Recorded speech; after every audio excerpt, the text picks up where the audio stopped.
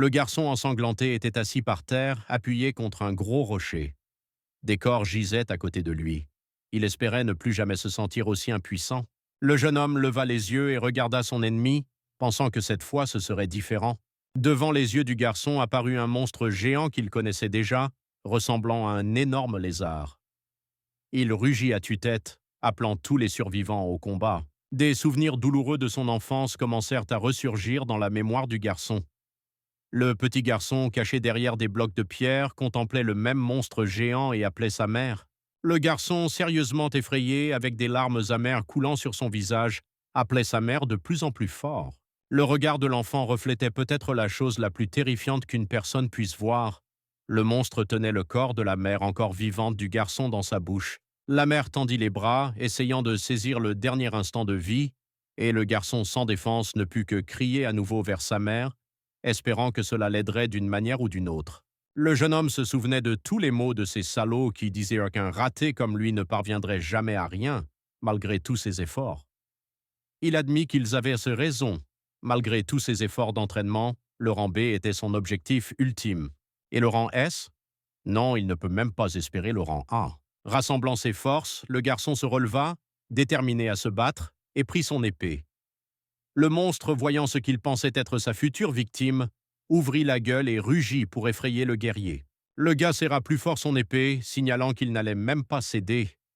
Il était peut-être un idiot, mais même dans une situation apparemment désespérée, il gagnerait. Le guerrier n'allait pas laisser le monstre en vie. Ils se ruèrent l'un sur l'autre et la bataille commença.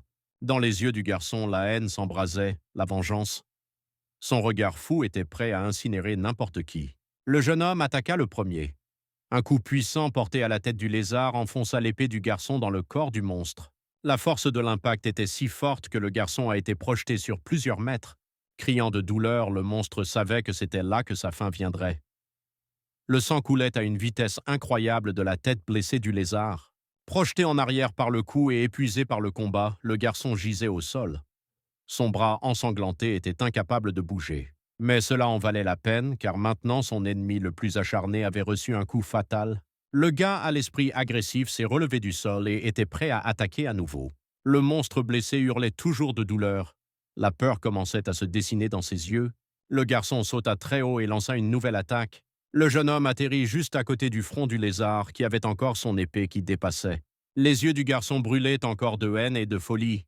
Avec ses dents seulement, il retira l'épée de la tête du monstre. Face au lézard géant, le guerrier semblait insignifiant. Mais il avait assez de force pour vaincre son adversaire. Le monstre hurla de nouveau, sous l'effet de la douleur que le jeune homme lui avait infligée. Les yeux effrayés et remplis de douleur du monstre fixés de son ennemi qu'il pensait auparavant sans valeur, le gars a dit que c'était le dernier monstre qui devait être vaincu. Une énergie bleue commença à surgir de toutes parts, enveloppant tout autour. Un portail vers une autre dimension s'ouvrit. Le jeune homme tenait toujours son épée entre ses dents. Fatigué par le combat, il s'abandonna au flux d'énergie qui se mêlait à son sang. Une main ensanglantée gisait sur le sol froid. Le portail transporta le garçon dans une grande clairière de la forêt. Le corps du jeune homme gisait au sol. On ignorait s'il était mort ou vivant. Il s'avère que le portail magique n'a pas seulement transporté le garçon. Non loin de là, dans la clairière, gisait le corps inconscient d'un monstre. Soudain, le jeune homme laissa échapper un ricanement ironique. Il se moquait de l'absurdité de la situation. Se perdant, comme d'autres le disaient, aurait-il vraiment pu vaincre le monstre? Mais en réalité, le garçon était loin de rire. Un ricanement douloureux s'échappa de nouveau de ses lèvres, et des larmes amères coulèrent de ses yeux, comme lorsqu'il était enfant. Revenons au passé récent du garçon. Un groupe de jeunes se tenait dans une clairière entourée d'un épais brouillard. Un portail rouge vers l'au-delà s'ouvrit devant eux. Des conversations inquiètes s'engagèrent dans le groupe. Les jeunes hommes s'interrogeaient sur les dernières nouvelles. On avait entendu parler de monstres humanoïdes. Le jeune homme informa ses compagnons que de tels monstres pouvaient transformer une personne en momie et lui ôter tout son mana. Une jeune fille se tenant à proximité raconta avoir entendu parler d'un incident similaire survenu récemment à Seongbuk. Un autre jeune homme, légèrement indifférent, a déclaré que de nombreuses personnes parlent de cas similaires de monstres humanoïdes, donc tout le monde doit être prudent, et surtout Jin Soo-ho. Il ne pouvait pas baisser la garde. Suho accepta, comme s'il était déjà habitué à ce genre de remarques. Le jeune homme arrogant fit semblant d'être inquiet pour Suho et, lui demandant s'il était offensé, lui rappela que le seul Suho ici était un rang B qui, disait-il, était trop faible pour combattre des monstres. L'intimidateur s'est une fois de plus moqué de Suho, lui rappelant ses succès passés dans la meilleure académie d'élite du pays, aux mots selon lesquels c'était un grand honneur pour le groupe d'entrer dans le donjon avec un tel génie. Suho serra les poings, retenant sa colère pour ne pas attaquer l'interlocuteur moqueur. Le désespoir et l'incompréhension régnaient dans les yeux du jeune homme. Pourquoi tout cela s'est-il terminé ainsi? Le cadet Jin Suho a obtenu le score le plus élevé. Le garçon se considérait comme talentueux et pensait pouvoir venger ses parents et atteindre de nouveaux sommets. Cependant, malgré tous les efforts de Suho, cela s'avéra impossible. C'était comme si quelqu'un avait tracé une ligne, interdisant au jeune homme de la franchir. Chaque fois que le destin se moquait de lui, il se consolait en se disant qu'il guérirait peu à peu. À ce moment-là, il réalisa une fois de plus qu'il était incapable de faire plus. Les gars ont appelé Suho pour aller dans le donjon avec eux, puis se sont moqués de ce génie dans leur dos, espérant qu'il ne serait pas un problème inutile. Suho a admis que les échecs passés ne signifient plus rien aujourd'hui. Le gars se demandait pourquoi il était si passionné par les donjons, malgré ses limites et les moqueries des autres. Peut-être était-ce par désir de vengeance, pour que les autres cessent de voir ses limites? Aucune quantité de ridicule n'arrêterait Suho. Même s'il était considéré comme fou, alors il se dirigea avec confiance vers le portail. Une fois dans l'au-delà, le garçon entendit des cris et fut lui-même très effrayé. Des cris d'aide ont été entendus de partout. Suho s'est déplacé au bruit pour aider les victimes. Sur le sol gisait un garçon effrayé, épuisé et ensanglanté, qui taquinait et se moquait de Suho. Il a prié pour obtenir de l'aide. Levant les yeux, Suho le vit. La même créature qui a pris la vie de sa mère il y a 10 ans. Serrant les dents, le garçon était prêt au combat. Un ressentiment passé et une soif de vengeance s'éveillèrent en lui. C'est pourquoi, sans perdre de temps, Suho attrapa son épée qui scintillait d'énergie magique, gagnant un pouvoir puissant. Le guerrier ne voulait pas perdre face au monstre. L'agressivité s'empara de Suho. Dans son regard se lisait la défaite à venir du lézard géant. Tenant fermement l'épée dans ses mains, le garçon attaqua l'ennemi. Retour à la réalité. La main ensanglantée du garçon gisait sur le sol froid. Le portail transporta le garçon dans une grande clairière de la forêt. Le corps du jeune homme gisait au sol. On ignorait s'il était mort ou vivant. Il s'avère que le portail magique n'a pas seulement transporté le garçon. Non loin de là, dans la clairière, gisait le corps inconscient d'un monstre. Soudain, le jeune homme laissa échapper un ricanement ironique. Il se moquait de l'absurdité de la situation. Se perdant, comme d'autres le disaient, aurait-il vraiment pu vaincre le monstre? Mais en réalité, le garçon était loin de rire. Un ricanement douloureux s'échappa de nouveau de ses lèvres, et des larmes amères coulèrent de ses yeux, comme lorsqu'il était enfant. Tournant la tête, le garçon vit le cadavre du monstre à côté de lui. Il n'était visiblement pas satisfait de ce qu'il voyait. Il se demandait pourquoi il faisait tout ça, ça ne ramènerait pas ses parents. Il ne voulait pas de ça. Les yeux du garçon étaient déjà gonflés, mais des torrents de larmes amères coulèrent sur ses tempes avant de retomber sur le sol froid. Si seulement Suho était un peu plus fort, et Brillante commença à envahir tout autour. Un inconnu se mit à pleurer, très déçu de voir son futur héritier. Les yeux de Suho s'ouvrirent de surprise, et toutes les larmes qui venaient de couler sur son visage s'assèchent, comme s'il n'avait même pas pleuré. Le garçon se leva du sol, paniqué par la situation incompréhensible qui se présentait à lui. Il comprit qu'il se trouvait dans un endroit inconnu et décida de s'interroger à ce sujet, sans même s'attendre à ce que quelqu'un lui réponde. Suho pensait déjà qu'il était mort, mais soudain, quelqu'un derrière lui a commencé à répondre à ses questions apparemment insignifiantes. Très surpris, voire effrayé, le garçon regarda lentement sur le côté. Devant lui se tenait un bel homme aux cheveux longs, la silhouette enveloppée d'une énergie verte éclatante. L'homme regardait Suho. Suho remarqua que l'homme était vêtu de vêtements anciens et décida de demander, un peu hésitant, qui lui parlait maintenant. En riant, l'homme répondit que Suho n'était pas sûr et avait perdu la tête, car il ne trouvait aucune autre explication à une telle impudence. L'étranger fut franchement surpris que le garçon ne le connaisse pas. Le jeune homme lui demanda simplement de répondre aux questions. L'homme souleva le menton du garçon avec 2 doigts et, le regardant droit dans les yeux, répondit avec un sourire moqueur qu'il était un démon céleste. Il était clair que l'étranger était très fier de son statut. Mais ce que le démon dit ensuite surprit encore plus Suho. L'homme qualifia le garçon de son unique héritier. Le démon céleste est connu de tous les fans de cette sous-culture. Il s'agit d'un personnage de Le ciel au-delà des nuages. Ce démon est considéré à juste titre comme le personnage le plus puissant. Pour Suho, le démon céleste n'était qu'un personnage fictif dans un roman. Le garçon se posait beaucoup de questions. Il ne comprenait pas pourquoi le démon céleste existait, ni comment il était devenu son ancêtre. Lisant les pensées du garçon, le démon répondit joyeusement qu'il était bien son ancêtre. Il semblait que dans son monde, le démon céleste et Murim étaient devenus une légende, mais il n'y avait pas d'erreur. Suho était un descendant du démon céleste.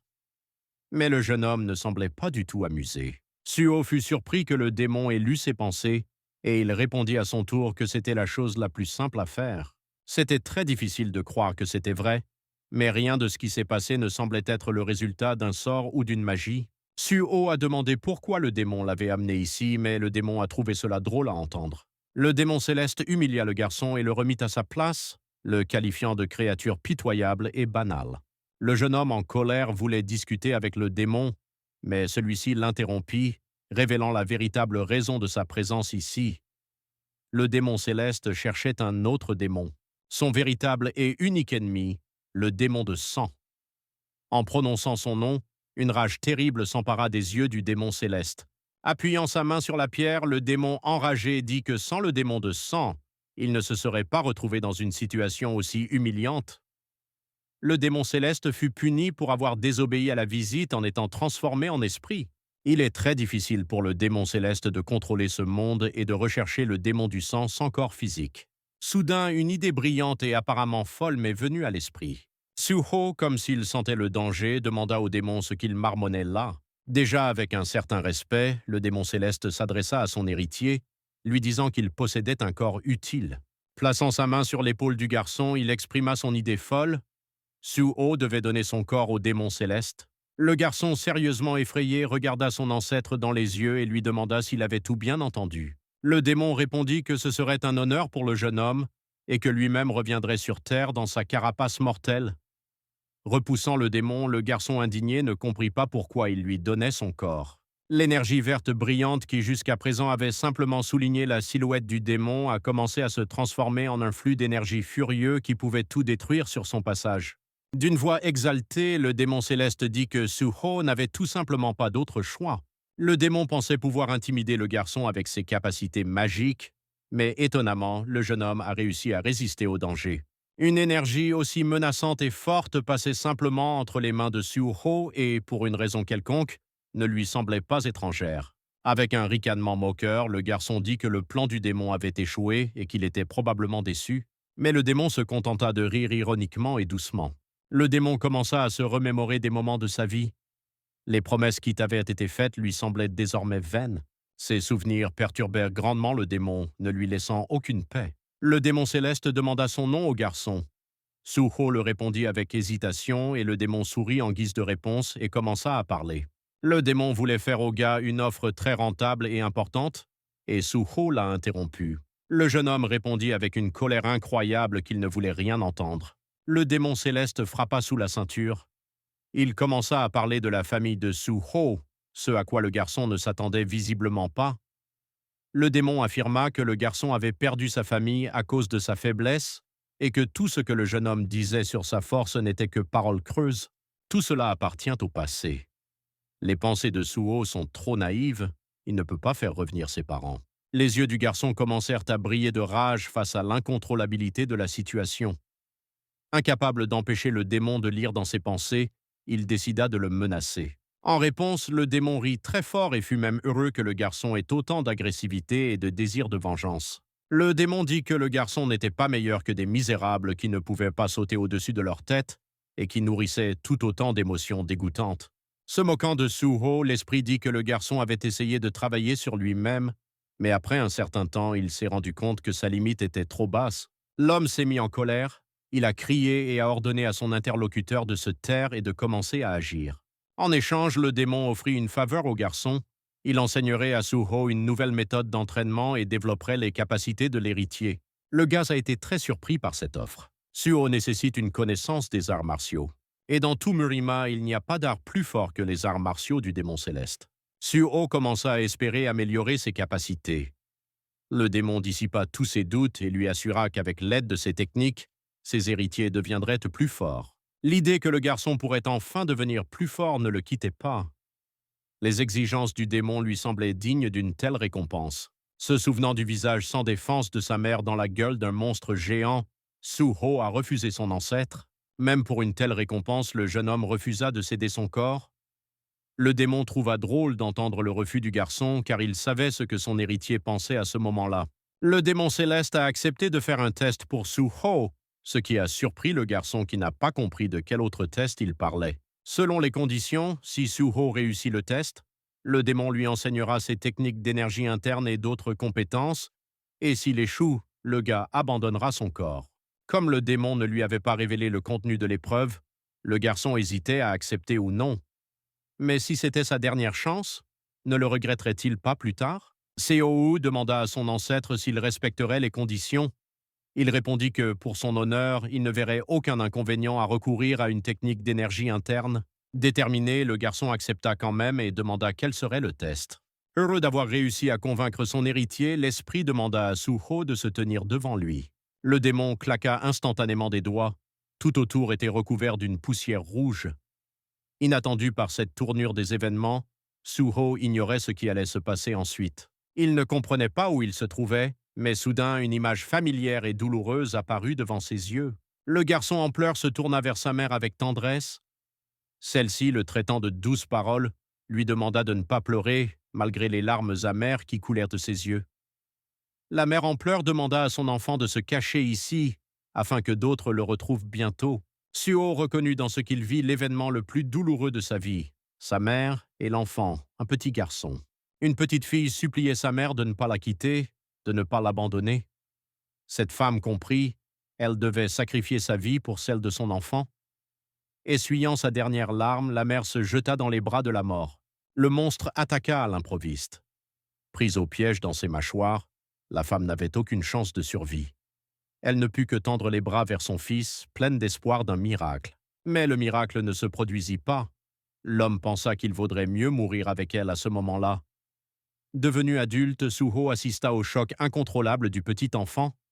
Aussitôt, l'enfant s'enfuit, refusant d'assister à la mort douloureuse de sa mère. S'il était mort avec sa mère à ce moment-là, il n'aurait pas à se sentir aussi malheureux aujourd'hui.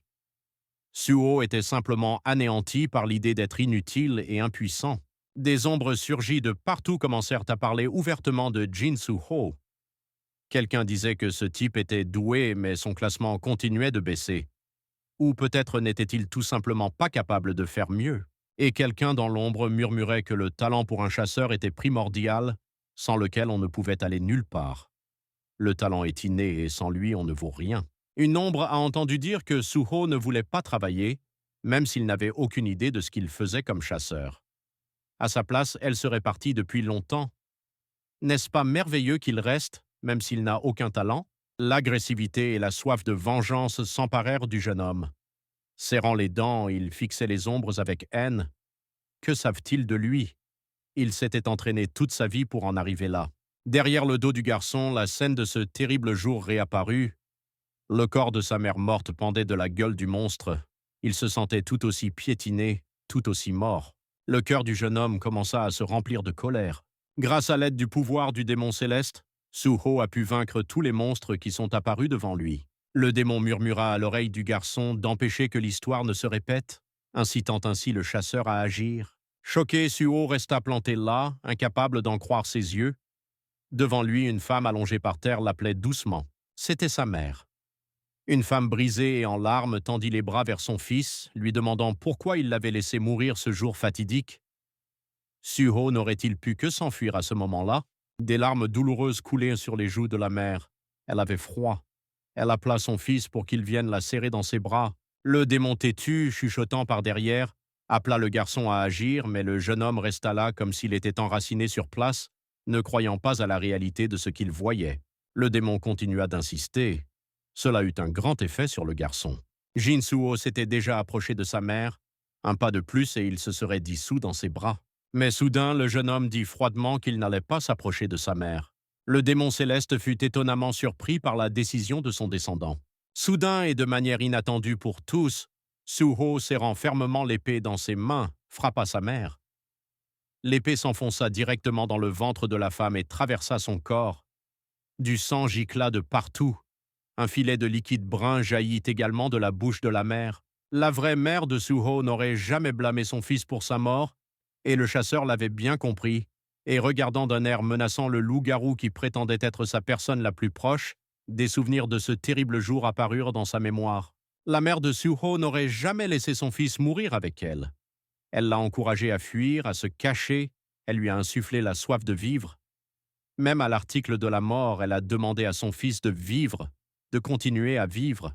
Sa mère n'était pas du genre à blâmer son fils pour sa mort. Le loup-garou se dissipa, laissant derrière lui une lumière vive. Suho fut très déçu par le démon, car il ne s'attendait pas à ce qu'il manipule les émotions des autres. Mais malgré tout, le garçon a gagné, et le démon ne pouvait toujours pas comprendre comment il ne pouvait pas tromper un garçon ordinaire. Soudain, l'énergie autour du jeune homme passa du vert diamant au bleu vif. Le démon trouva cela intéressant, mais il admit quand même que le garçon avait gagné. Le jeune homme n'était pas satisfait de la reconnaissance de la victoire et s'est tourné vers son ancêtre en lui demandant la récompense promise, des techniques qui aideraient Suho à devenir plus fort. Mais le démon céleste répondit délicatement qu'il n'y avait pas lieu de se précipiter, un simple transfert d'énergie suffirait. Le garçon, furieux et indigné, comprit qu'il avait été trompé. Il voulut discuter avec le démon, mais celui-ci l'interrompit avec cette nouvelle stupéfiante. L'ancêtre ne prendra pas le corps du garçon. Pas encore. Il ne pourra le faire que si Suho lui-même le lui demande. Cette information rassura un peu le garçon, mais une lueur d'inquiétude persistait dans ses yeux. Il n'était pas sûr de pouvoir faire confiance au démon céleste, mais au moins son ancêtre était très fort. Si le garçon résiste à l'esprit, il ne pourra rien faire, sinon il aurait pris le corps sans aucune hésitation. Suho accepta l'offre du démon, mais l'avertit. S'il faisait quelque chose de stupide, il l'expulserait. Le démon fut ravi de cette nouvelle et décida immédiatement de voir combien de temps son héritier pourrait survivre. Il commença son rite de passage dans le corps du garçon.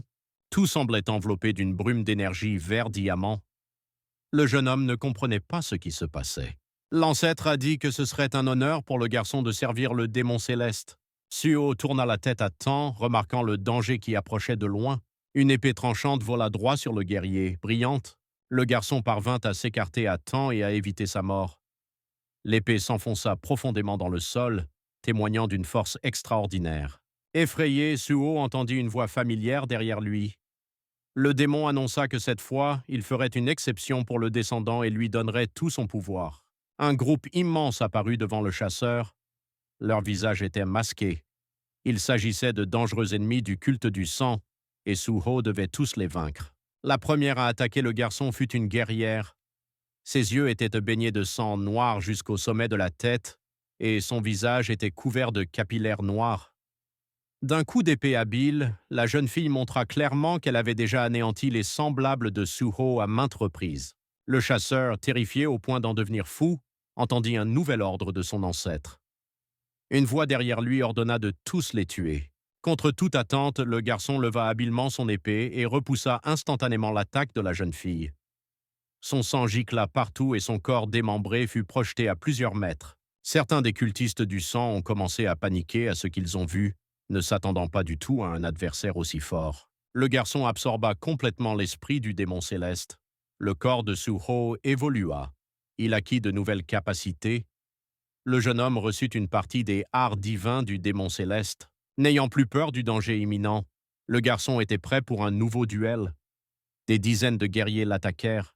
Le courage brillait dans les yeux du garçon. D'un seul coup d'épée, Suho démembra plus d'un ennemi. Il semblait calme et confiant. Grâce à la puissance du démon céleste, aucun ennemi ne le craignait. Continuant à repousser les attaques de ses adversaires, le chasseur continuait de s'émerveiller et de vanter la puissance de son ancêtre. Plus Suho laisserait l'esprit de son ancêtre s'infiltrer en lui, plus il deviendrait fort. Mais le garçon n'y a même pas pensé, car il comprenait que si cela se produisait, le démon prendrait complètement le contrôle de son corps. Le garçon avait besoin de se concentrer, alors il décida d'éliminer d'abord les ennemis devant lui. Le chasseur utilisa la méthode de la lance de glace, B. Des lances de glace transpercèrent les corps de leurs adversaires. Les ennemis tombèrent morts. Suho n'a cessé d'utiliser les pouvoirs de son ancêtre. Après avoir utilisé à nouveau la méthode de la lance de glace et celle du gel, le garçon a non seulement continué à repousser les nouvelles attaques ennemies, mais s'est également attaqué lui-même avec habileté. Du sang commença à couler de la joue blessée du garçon, mais le chasseur essuya simplement la goutte de liquide brun comme si de rien n'était. Le démon a remarqué que le gars avait une bonne concentration. Le démon céleste se demanda si ce n'était qu'en obtenant le corps de l'héritier qu'il pourrait le transformer en quelque chose de plus valable. Cependant, il y avait trop d'ennemis dangereux du culte du sang, et le garçon lui-même était déjà très épuisé, d'autant plus qu'il n'était qu'un novice. Le démon décida d'aider le garçon, mais celui-ci refusa, prêt à affronter seul ses adversaires. L'ancêtre ordonna au garçon d'abaisser son épée et, comme sous l'effet d'un sort, il obéit. L'arme tomba au sol avec un bruit sourd. Suo ne comprenait pas ce qui se passait. Il resta planté là, comme engourdi, attendant la suite. Une nouvelle vague de danger s'abattit sur le chasseur, et il se figea, incapable de bouger. Le pouvoir du démon céleste commença à s'imprégner dans le corps de Suho. Il découvrit les nouvelles capacités de son puissant ancêtre. Le garçon commença à découvrir le véritable pouvoir mortel. Le jeune homme utilisa la première technique démoniaque. Sa silhouette fut balayée par un flot d'énergie vert diamant. Comme enchanté, il fit le premier pas. Ce faisant, l'énergie libéra une puissance divine qui détruisit l'armée du culte du sang sans laisser de traces. Leurs corps se dispersèrent comme un poids mort, ne laissant derrière eux qu'une lumière vive qui signala la fin de cette bataille.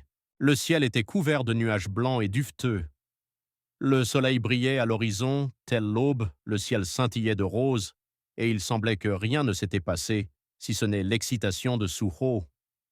Il n'arrivait pas à croire qu'il avait vaincu une armée d'adversaires aussi nombreuses. Le démon céleste apparut de nulle part derrière le garçon. L'ancêtre dit que la force du chasseur ne suffirait pas à un tel combat. Le garçon tomba à terre. Une violente émotion s'empara de lui. L'agressivité brûlait dans ses yeux et il comprit qu'il avait été trompé et que le démon allait désormais prendre possession de son corps. Les yeux du jeune homme commencèrent à se fermer et la dernière chose qu'il put voir fut le visage satisfait du démon céleste. Le garçon perdit connaissance. Suo ouvrit les yeux. Terrifié, il se leva de son lit dans la salle de soins, incapable de comprendre où il se trouvait ni ce qui lui arrivait.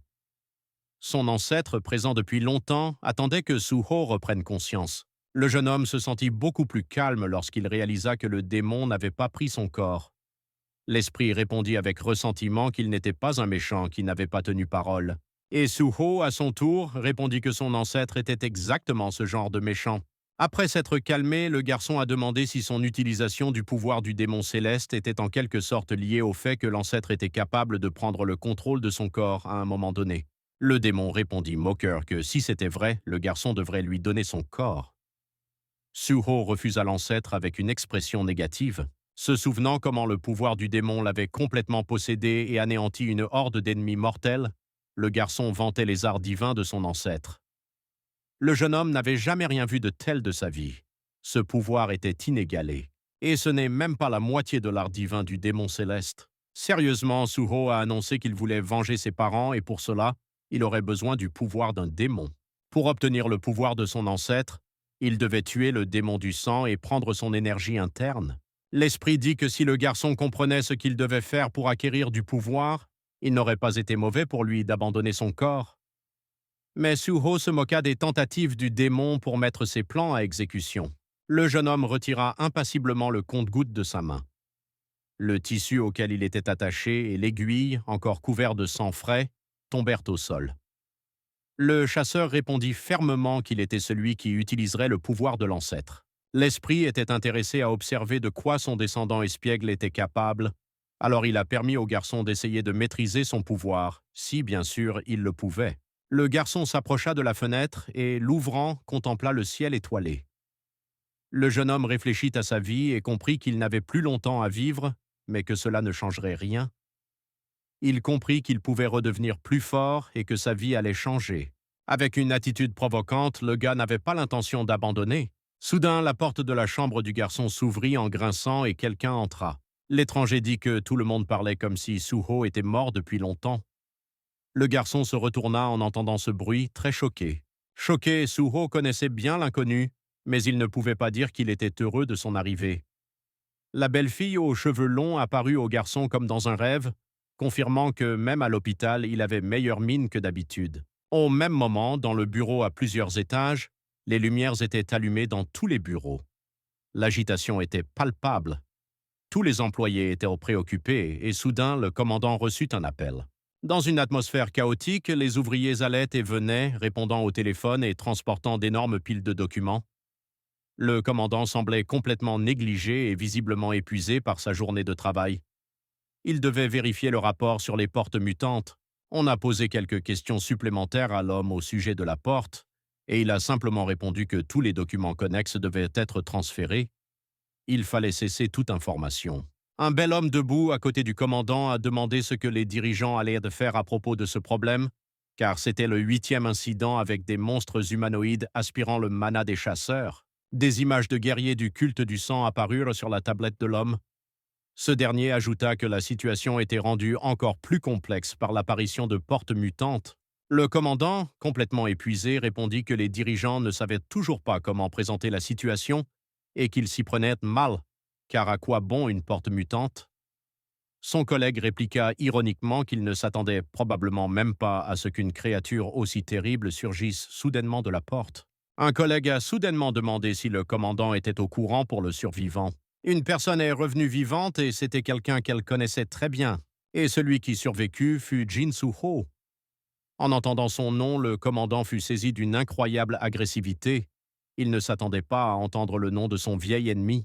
De vieux souvenirs du passé commencèrent à s'éveiller dans la mémoire de l'homme. Le commandant gisait au sol et l'épée de Jin Soo-ho brillait juste devant son visage. L'homme avait perdu ce duel, mais le ressentiment le rongeait encore aujourd'hui. Soo-ho a surpassé Cha Si-yeon et est devenu le meilleur étudiant de l'académie.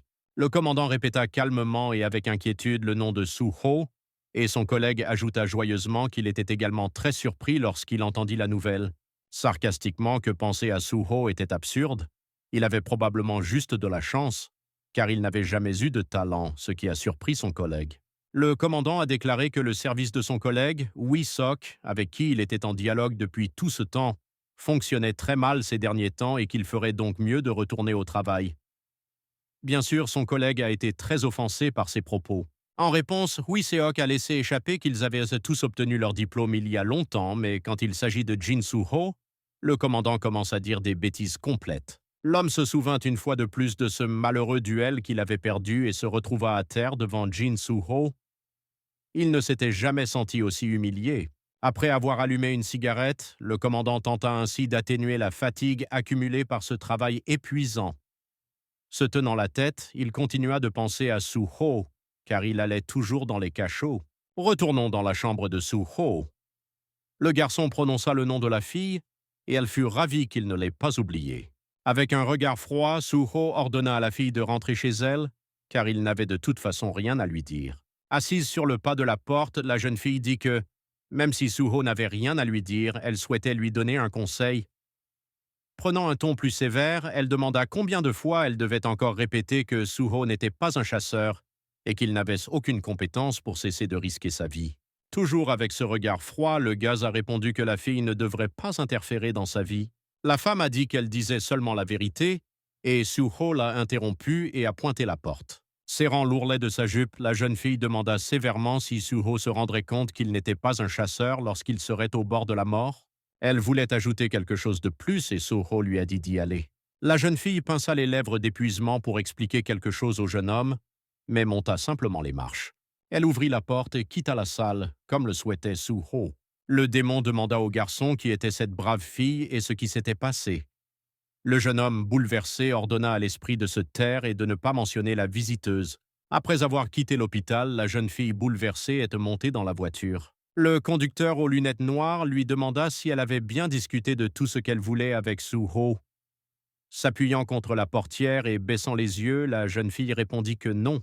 Le chauffeur lui a dit qu'il serait peut-être préférable de lui confier honnêtement ses sentiments. La jeune fille lui a dit de ne pas s'en faire car Soo-ho est immuable. Soo-ho a obtenu la technique d'énergie mentale intérieure de l'art divin du démon céleste, de base. L'esprit voulait se moquer du garçon car, selon lui, Suho avait maîtrisé cette technique trop lentement. Le démon aurait continué son récit si le jeune homme ne l'avait pas interrompu et ordonné de se taire. En fait, le démon céleste se demandait comment Suho avait pu maîtriser cette technique si rapidement. Même pour son héritier, c'était trop étrange. Suho et le démon se dirigeaient vers la porte de rang F, où les chasseurs stagiaires se rendent pour s'entraîner. Ils étaient sûrs qu'ils allaient dans la bonne direction, car l'esprit avait depuis longtemps calculé cet endroit par l'odeur du démon de sang. Il y était définitivement allé. Suho ne comprenait pas l'intérêt du démon de sang qui aspirait le mana des stagiaires, mais son ancêtre n'avait pas nécessairement besoin de comprendre les motivations de son ennemi. L'esprit et le garçon s'approchèrent de la porte bleu ciel. Il y avait beaucoup de monde près du portail.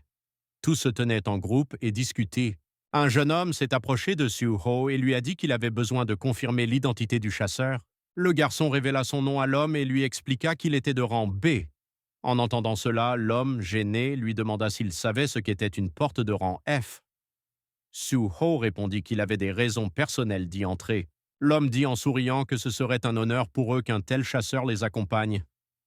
Deux garçons debout à proximité commencèrent à discuter des raisons de la venue de Suho. L'un des interlocuteurs précisa qu'il s'agissait du même garçon célèbre, Jin Suho. Il a dit qu'il pouvait travailler partout dans le monde. Le deuxième avait entendu parler de cet homme prometteur, mais qui n'avait pas réussi. Le premier a demandé à son ami de parler plus doucement car Suho pouvait tout entendre. Pourtant, la raison de sa présence restait obscure. Il disait que Suho était venu pour étaler sa réputation aux nouveaux venus. Comment quelqu'un qui avait montré tant de promesses avait-il pu devenir comme ça? Si Suho n'avait pas été admis à l'académie avec la meilleure note, il aurait eu une belle vie avec un statut de classe B. Et c'est bien triste. Mais la vie est très injuste. Tout le monde était debout et discutait joyeusement, chacun de son sujet. Seul Suho se tenait à l'écart de tout le monde et ne parlait à personne. Il se souvenait qu'autrefois, comme eux tous, il était allé joyeusement dans les cachots parce qu'il espérait devenir plus fort. Le démon trouvait tout simplement amusant de regarder son héritier se remémorer sa gloire passée. Indigné, le garçon raconta qu'il avait demandé à plusieurs reprises au démon de ne pas lire ses pensées sans sa permission. Ce à quoi le démon répondit avec un sourire que, vu de l'extérieur, le jeune homme avait l'air pitoyable. D'un côté, Suho voulait utiliser le pouvoir du démon céleste, et de l'autre, il se souvenait encore de son passé sans valeur. Soudain, quelqu'un interrompit leur conversation. Une jeune fille se tenait devant le jeune homme. Surprise, Suho lui demanda ce dont elle avait besoin. La jeune fille était incroyablement timide et avait même peur de regarder le chasseur dans les yeux. Pourtant, elle osa et tendit un papier au garçon pour lui demander un autographe. Le gaz était encore plus surpris. Il ne s'attendait même pas à ce qu'on lui pose une telle question. Après avoir observé tout cela, le groupe de jeunes hommes a reconnu Suho comme étant le même garçon paresseux avec le score le plus élevé de l'académie.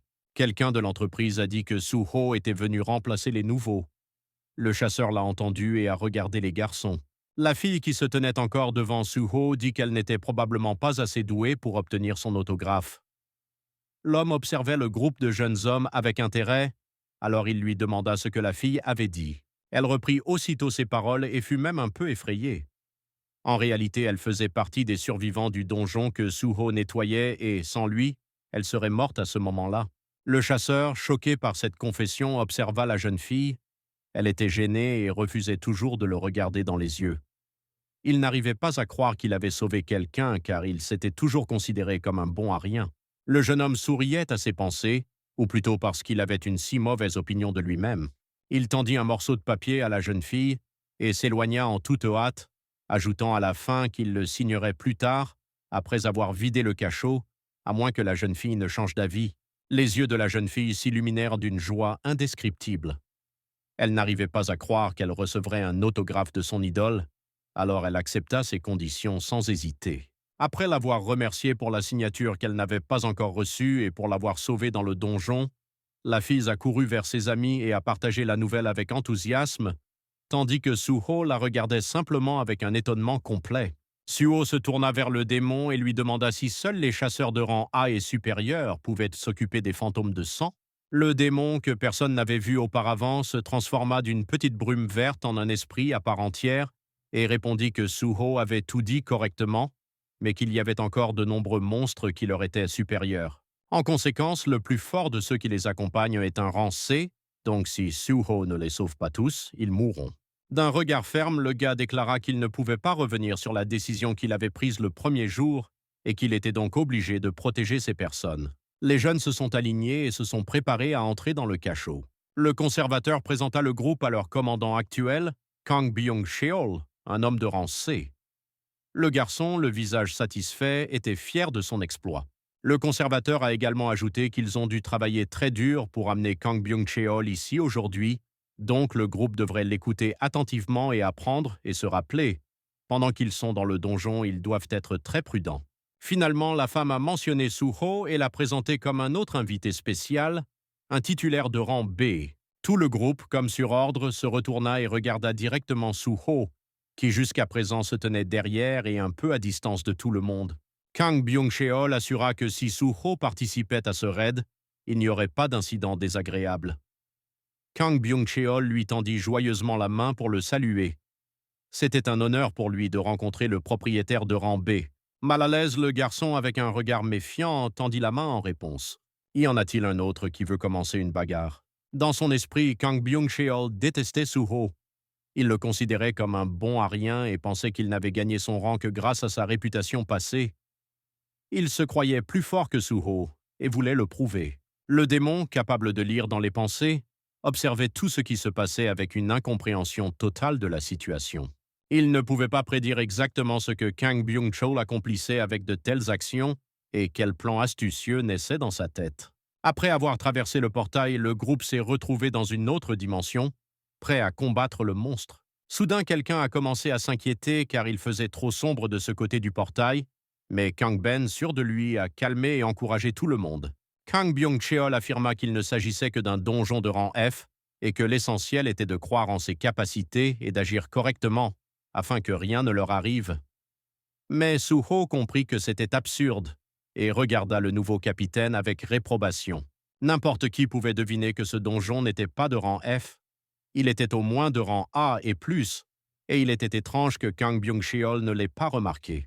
Le démon encouragea Suho en lui disant que les gens comme Kang Byung-cheol, des gens sans valeur, bavardaient un peu beaucoup, et qu'ils étaient comme ça même à l'époque où il régnait sur Murim. Le garçon, passif, ordonna à son ancêtre de se taire. Suho a compris qu'il était un invité non invité ici, et même s'il essayait d'introduire quelque chose, rien ne changerait. La seule chose que Suho puisse faire, c'est utiliser Kang Byung-cheol.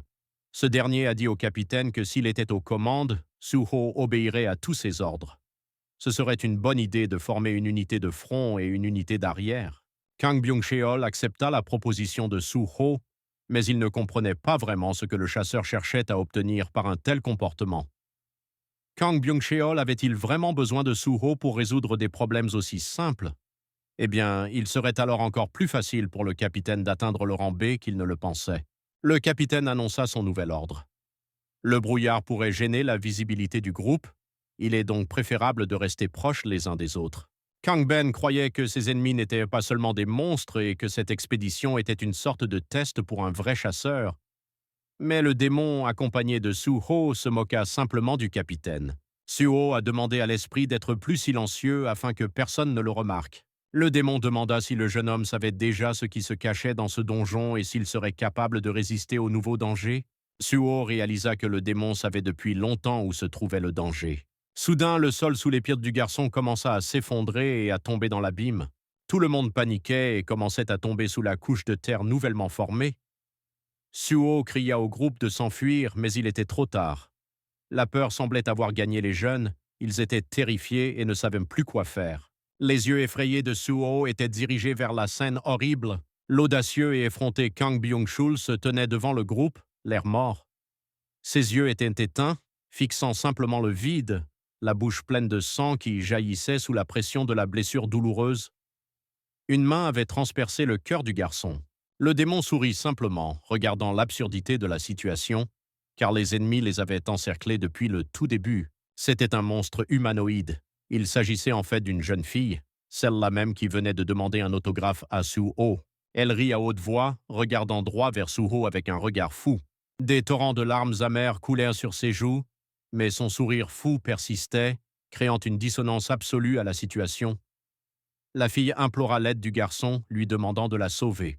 L'expression effrayée du jeune homme se transforma en une expression d'impuissance totale. Il jura de désespoir, ne sachant que faire. La fille repoussa le corps de Kang Ben d'une main et il tomba au sol comme un poids mort, du sang rouge éclaboussant partout. Suho tenait son épée avec assurance, prêt à se défendre à tout moment. La jeune fille était incroyablement heureuse de voir le chasseur, comme si c'était un divertissement pour elle de voir sa future victime vivante. La peur et le manque de préparation face à la suite des événements s'emparèrent du garçon. Sautant, la fille s'approcha instantanément du chasseur et lui sourit sauvagement, signalant que cela ne finirait pas comme ça. Elle avait soif de sang. Leurs épées s'entrechoquèrent dans un duel brutal entre deux forces au désespoir indescriptible. La différence essentielle entre eux était que pour le monstre, c'était un jeu, et pour le garçon, un combat pour sa vie. Repoussant magistralement les attaques de la jeune fille, Suho ordonna à tout le monde de fuir. Il avait déjà deviné que c'était le fantôme sanglant, il était juste curieux de savoir quand elle en était devenue un.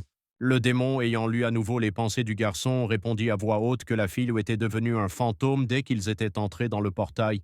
Suho, après avoir repoussé la nouvelle attaque du monstre, le repoussa sur une certaine distance, s'achetant quelques secondes pour rassembler ses pensées, réfléchir à ce qu'il fallait faire ensuite et parler au démon. Elle est devenue comme ça dès qu'elle est arrivée ici. Le garçon a demandé à l'esprit s'il savait quelque chose à propos de ce donjon. L'ancêtre a dit que cet endroit était l'une des nombreuses prisons des démons de sang créées dans le passé à Murim. Cet endroit est appelé le miroir des mauvaises actions et des péchés. La jeune fille leva à nouveau fermement son épée et, se préparant à courir vers sa victime, se tint en position de combat. Dans cet endroit, ceux qui ont commis de mauvaises actions sont rassemblés et transformés en monstres. Suho a réussi à sauter sur le côté à temps, repoussant l'attaque de la jeune fille. Le garçon demanda ce que cette fille avait bien pu faire, mais la réponse de l'esprit le choqua. Elle avait tué quelqu'un. Le jeune homme surpris se tourna vers son ancêtre pour voir s'il disait vrai. Mais soudain, quelque chose brilla dans son champ de vision. L'épée de la jeune fille brilla juste à côté du visage de Suho. Elle bondit de nouveau sur le chasseur, mais celui-ci n'eut même pas l'idée de riposter, choqué par tout ce qu'il entendit. Grâce à son pouvoir, il replongea dans les souvenirs récents de la jeune fille. Il faisait nuit. Tous les vêtements de la jeune fille étaient tachés d'un liquide brun. Elle tenait un couteau de cuisine. Par terre, juste devant elle, gisaient ses nouvelles victimes. La jeune fille, impassible et sans cérémonie, regardait droit dans les yeux les corps des morts. Le couteau tomba de ses mains. Elle les tua. Elle tua son père et sa mère. À ces mots qui venèrent de sortir des lèvres de la jeune fille, une émotion commença enfin à transparaître sur son visage. C'était la grandeur, la satisfaction du travail accompli sans un seul reproche ni une larme sur la joue. Seule la joie régnait dans ses yeux. Tout était couvert de sang. Le sol, la table, les murs étaient couverts du sang frais des morts. La petite fille ne s'intégrait pas du tout à ce paysage, et pourtant c'était elle qui était responsable de cette atmosphère dans leur maison. La petite fille se sentait mal, soit à cause de l'odeur du sang, soit à cause de son acte. Le garçon était complètement désemparé par ce qu'il venait de voir. Il comprenait que ce n'étaient pas des souvenirs imaginaires, que tout s'était réellement passé. Mais pourquoi avait-elle fait ça? La voix derrière lui vit l'anxiété du jeune homme. L'esprit ordonna de tuer la jeune fille, car elle avait non seulement tenté de nuire à Suho, mais avait également assassiné ses propres parents. Il n'y avait aucune raison de s'inquiéter pour elle. L'impuissance s'empara du chasseur. Comment pouvait-il la tuer? Comment pouvait-il tuer cette fille timide et impuissante qui n'avait même pas le courage de le regarder dans les yeux, qui voulait obtenir l'autographe de Suho au lieu de le tuer? La fille qu'il avait autrefois sauvée, la fille qu'il idolâtrait. C'est pourquoi, lors de l'attaque suivante de la fille, il s'est écarté et l'a laissée tomber directement au sol. Suho ne voulait pas tuer la fille. Il lâcha son épée. Le démon indigné ne comprenait pas ce que faisait son héritier. L'esprit rappela une fois de plus à Suho que le but principal de la jeune fille était de le tuer. Il n'avait aucune raison de la maintenir en vie. Le chasseur répondit qu'elle implorait son salut, d'autant plus que l'esprit lui-même lui disait qu'il devait devenir plus fort pour cesser de fuir comme avant. À cela, le démon céleste ne put que répondre par un regard indigné. Il en va de même pour la recherche de la vérité. Il avait besoin de force, mais cette fois, il l'a. Ce retournement de situation surprit encore plus le démon. Suho survivra certainement s'il la tue maintenant. Le cœur du garçon se serra dans sa poitrine, mais si la seule issue est la mort, il sera déshonoré pour le restant de ses jours. Mieux vaut mourir ici. L'énergie du démon céleste commença à émaner du corps de Suho. Sa silhouette se dessina à nouveau d'une énergie vert diamant. S'il ne peut rien changer, alors il ne mérite pas de vivre. L'esprit paniquait et ne comprenait pas ce que son descendant essayait de faire. Suho ne maîtrise pas encore complètement les arts martiaux du démon céleste et est prêt à sacrifier sa vie non seulement pour un étranger, mais pour un étranger qui essaie de le tuer. Un nouveau pouvoir jaillit dans les yeux de Suho, et bien qu'il ne sache toujours pas comment le contrôler complètement, il rejeta complètement les paroles du démon et dit qu'il découvrirait tout lui-même. Le démon comprit que Suho était illuminé, et cela se manifesta en lui comme cela s'était manifesté autrefois chez le démon lui-même. La jeune fille exprima les sentiments humains qui l'habitaient encore. Son regard sincère et une mer de larmes en témoignaient. Elle demanda à Suho de se retirer, de fuir le danger. Le gars têtu n'allait pas reculer. La fille serra plus fort son outil de combat et, à nouveau, avec une ferveur sauvage dans les yeux, comme si elle venait de supplier Suho de reculer, attaqua le chasseur. Serrant le poignard de la jeune fille à main nue, Suho fit jaillir du sang de sa blessure récente. Mais aucune émotion ne transparaît sur le visage du garçon. Il fixa simplement la jeune fille, qui ne s'attendait pas du tout à de tels actes de la part de sa victime. Un flux d'énergie déchaîné envahit tout autour. L'œil humain ne put voir qu'un éclair lumineux qui apparut à la place des deux adversaires. Le ciel nocturne scintillait au-dessus des têtes des adversaires. La jeune fille, mutilée et affaiblie, fut projetée en arrière de plusieurs mètres. Elle s'assit au sol, les yeux baissés, tandis que Suho, dont la silhouette était entourée d'une énergie verte éclatante, l'observait. Le démon céleste avait raison. Suho n'avait pas encore appris les bases de son art divin. La colère et le ressentiment de la défaite embrasèrent les yeux baignés de larmes de la jeune fille. Elle tenta une dernière fois de vaincre le chasseur. L'homme fabriqua une sorte de bouclier avec l'énergie de son ancêtre. Ce bouclier repoussa la jeune fille, qui s'envola à nouveau sur une certaine distance. Suho dut bien réfléchir avant de le faire. La fille ne comprenait pas pourquoi Suho l'aidait, car elle était une mauvaise personne et le chasseur le comprenait. Elle savait que Suho avait vu ses souvenirs. La jeune fille fusilla le jeune homme du regard. Des larmes coulèrent sur son visage, mais son sourire fou avait disparu. Suho n'a toujours pas tué le fantôme car il voulait entendre comment tout s'était réellement passé de la bouche même de la fille. Il voulait savoir pourquoi elle avait fait ça, et ensuite il déciderait si elle était mauvaise ou non. Cette fois, c'est Suho qui a attaqué. La fille voulait riposter et même attaquer en retour, mais le flux d'énergie l'a attrapée et la confuse. L'esprit fut très surpris lorsqu'il vit que son héritier, sans formation ni connaissance nécessaire, utilisait la technique de la paume et du poing. Le démon était très désireux de prendre le contrôle du corps de Suho le plus tôt possible. Le garçon envoya une vague d'énergie verte du démon céleste directement dans le cœur de la fille, lui faisant presque perdre l'équilibre.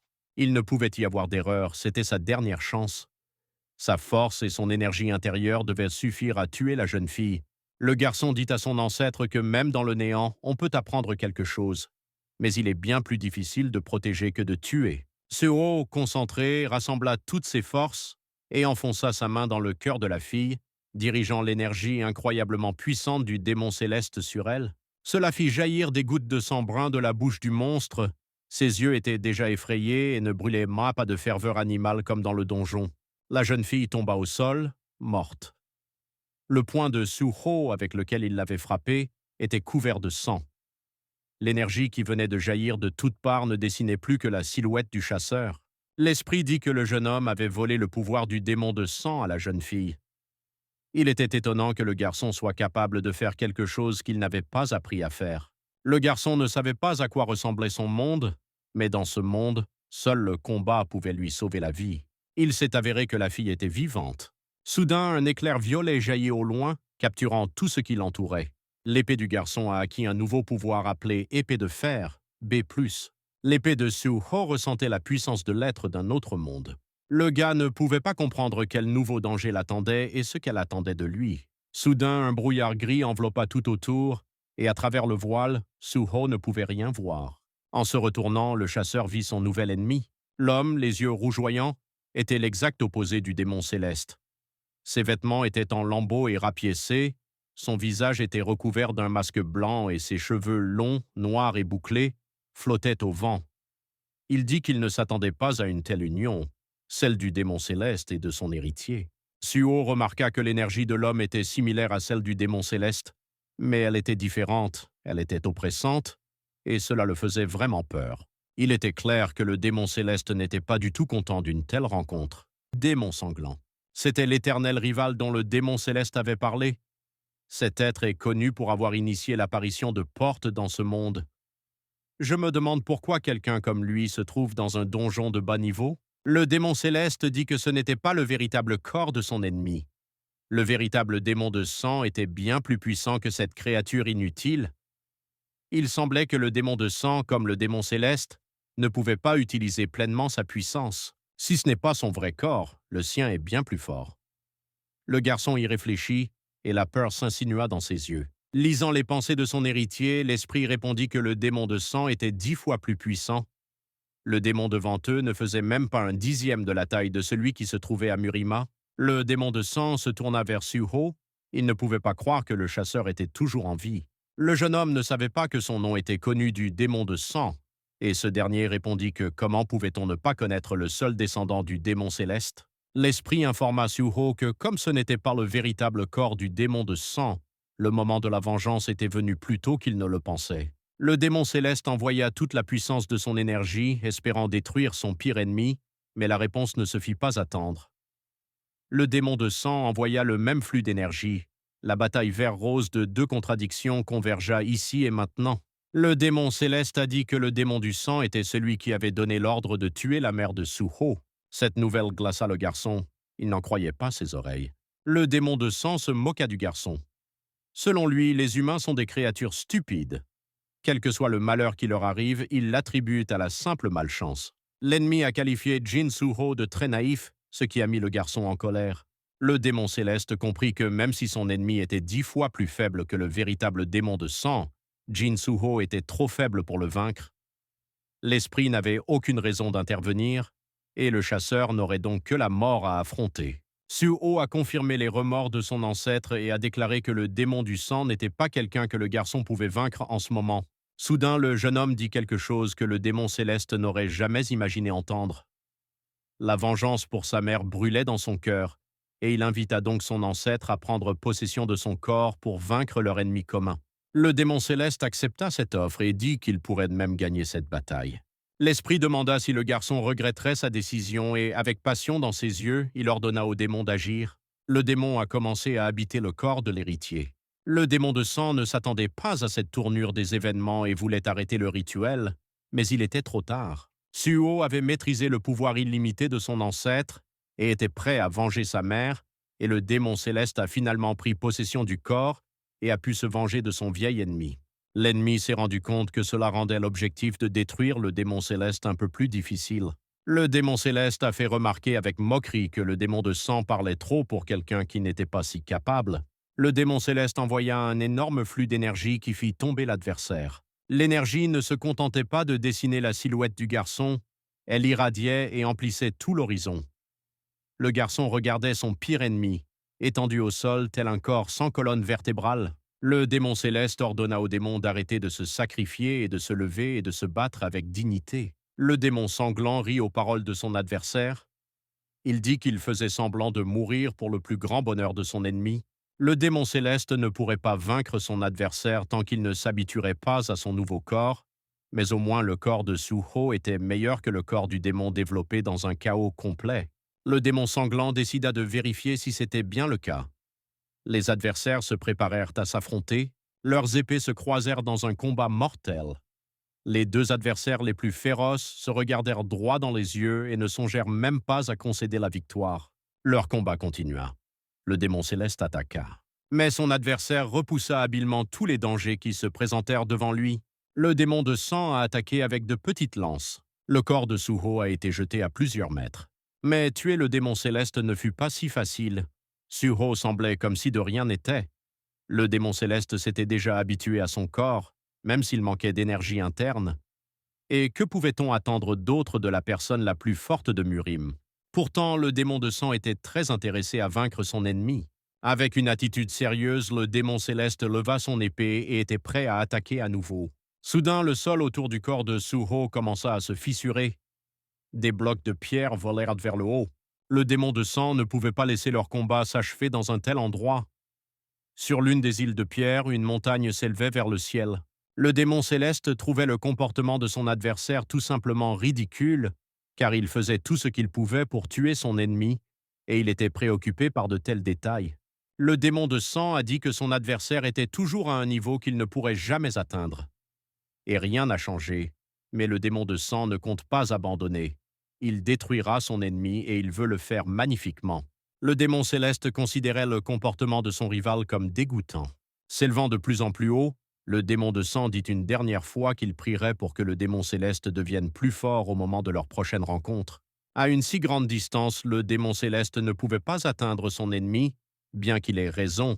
Suho devait devenir plus fort. Cette fois, le démon céleste a dû lâcher son adversaire. Le groupe retourna là où tout avait commencé. Tous étaient épuisés. Après avoir vaincu le fantôme de sang, l'art divin du démon céleste s'était considérablement développé. Suho avait obtenu la capacité absorption du sang du fantôme démoniaque. Suho ne comprenait pas ce qui s'était passé. Il ne ressentait pas la puissance du démon céleste en lui. Le jeune homme se demandait pourquoi son ancêtre lui avait redonné le contrôle de son corps, mais il était peu probable qu'il ait autant de chance la prochaine fois. Le garçon devait donc devenir plus fort. Devenir assez fort pour ne pas perdre face au démon de sang avec un dixième de sa force. Mais soudain, les pensées de Suho furent interrompues par une toux. Le gars a été surpris par ce qu'il a vu. Devant lui, la même fille mutilée qui lui avait d'abord demandé un autographe avant de tenter de le tuer gisait au sol. Suho accéda à certains de ses souvenirs. Dans une pièce sombre, une fille était assise par terre, la tête enfouie dans ses genoux. Soudain, la porte s'ouvrit et, avec la lumière, une femme entra dans sa chambre. Elle tenait une feuille de papier dans ses mains. La femme tendit la feuille à la fille. On aurait dit une feuille de résultats d'examen. Et il était clair que les résultats pour la fille étaient décevants. La femme a parlé à Jian et lui a demandé si elle savait quel âge elle avait. Incertaine, la fille se tourna vers sa mère, et celle-ci, n'épargnant ni sa force ni sa fille, gifla Jian. Tombant au sol, la fille attrapa sa joue meurtrie et sa mère la réprimanda en disant que Jian avait déjà 20 ans et qu'il était temps de démontrer au moins quelques exploits à la chasse. La femme, pleine d'agressivité, froissa la feuille contenant les résultats de sa fille et lui demanda pourquoi elle était toujours aussi inutile. C'est l'histoire dont les gens qui la connaissent ne parlent pas. Une histoire que les gens aimeraient voir, mais dans laquelle ils ne voudraient pas être. La femme ne comprenait pas pourquoi elle devait dépenser de l'argent pour une personne aussi insignifiante que sa fille. Les larmes aux yeux, la jeune fille s'excusa, et sa mère, comme si elle était folle, se mit à lui crier de ne pas s'excuser. Revenons à un passé pas si lointain. C'était une journée ensoleillée comme les autres. Deux filles allaient à l'école. L'ami de Jian lui demanda si sa mère l'avait sévèrement grondé la veille. Jian tira sur la manche de sa chemise. Son ami s'en aperçut et lui demanda si la jeune fille avait froid, car Jian portait toujours des manches longues. D'un air inquiet, Jian répondit qu'elle avait attrapé froid rapidement, refusant de poursuivre cette conversation embarrassante. Un ami a remarqué qu'il faisait 27 degrés dehors aujourd'hui, mais quelque chose d'inhabituel a attiré son attention. Un homme en costume traditionnel était assis par terre et vendait divers bijoux à une petite table. Jian fut surprise car elle ne l'avait jamais vu ici auparavant. Son ami lui a dit que c'était une bijouterie populaire. L'homme a demandé aux filles si elles voulaient acheter quelque chose. Jian a demandé avec surprise si elle avait bien entendu que l'homme s'adressait à elle.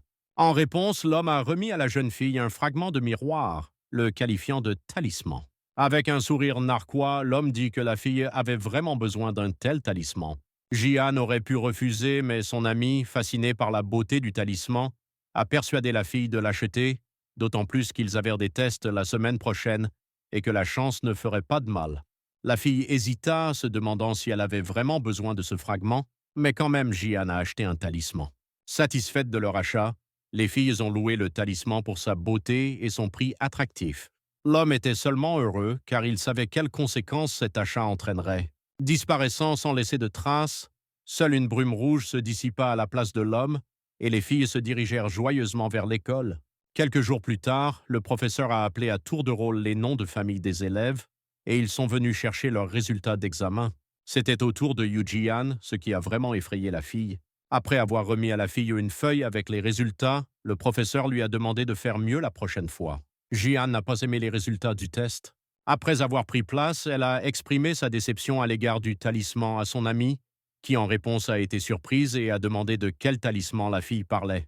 Jian se souvint qu'elle avait acheté un talisman ressemblant à un morceau de miroir quelques jours auparavant.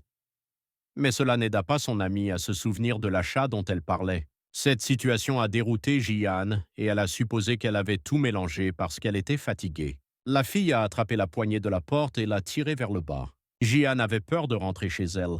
L'anxiété se lisait sur son visage en entrant. La silhouette de sa mère en colère apparut devant la fille, et seuls ses yeux brûlaient d'agressivité dans l'écho sombre de la pièce. La mère lui tendit la feuille contenant les résultats du test. Elle a exigé que son mari consulte les résultats de sa fille. Après avoir lu le journal, le mari n'a pas été du tout surpris par les mauvais résultats de sa fille. L'homme prit un bâton et ordonna à sa fille de le suivre. La jeune fille, effrayée, n'eut d'autre choix que d'obéir à son père. Elle tremblait de peur, et une sueur froide lui couvrait le corps. La porte de la chambre s'est refermée en claquant. Dans la pièce sombre, la lumière du soleil filtrait à peine à travers une petite fente des rideaux. Le père jeta sa fille, un bâton à la main, tandis que la mère se tenait derrière, observant la scène.